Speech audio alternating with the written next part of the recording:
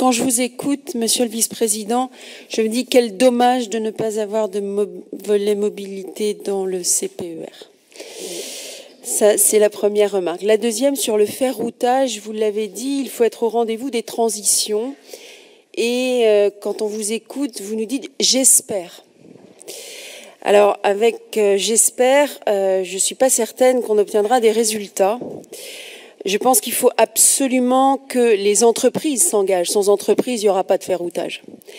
Et si on commence à dire aux entreprises qu'on va lever le versement transport, mobilité à l'échelle de la région, sans leur dire combien, quand, où, je ne suis pas certaine qu'elles vont d'emblée s'engager dans des discussions sur le ferroutage quand elles pourront le faire.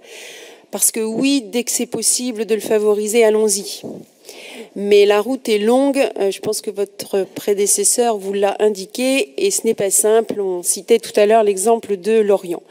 Sur le versement mobilité à l'échelle de la région, alors là, c'est peut-être la première fois qu'on en parle ouvertement, c'est un vrai sujet.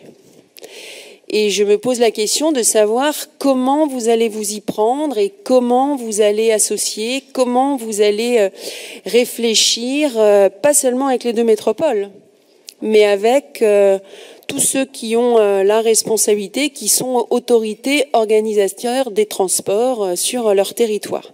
Donc il y a vraiment, à mon avis, une question de méthode.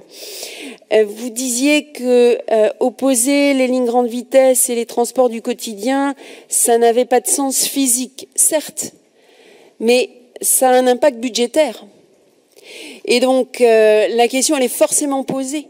On a parfois le sentiment que on n'aura pas de LGV jusqu'à Brest parce qu'il faudra favoriser les transports du quotidien. Et l'inverse, on n'aura pas de transport du quotidien si on finance jusqu'à Brest.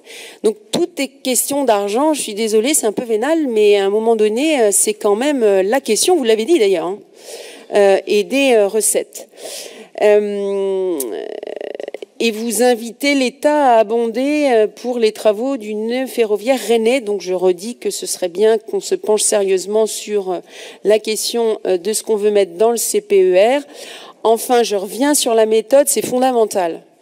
Pour qu'on ne passe pas le mandat à se dire qu'il y a ça et ça et ça à faire et qu'on n'a pas les moyens et que au final il ne se passera pas grand-chose, je pense qu'il faut vraiment se poser la question de ce que vous avez appelé le schéma. Mais vous avez dit les schémas aussi. Je rappelle que vous avez voté un budget vert. Je pense qu'il faut vraiment qu'on s'entende sur qui on met autour de la table, de quoi on discute, combien de temps on se donne, parce que le temps s'écoule. Et en attendant, pour le report modal, hein, qui est une bonne chose, eh bien, on n'a pas les moyens de le faire. Voilà. Donc, pour ce qui nous concerne, on reste très sceptique. Il y a des intentions, ça c'est sûr.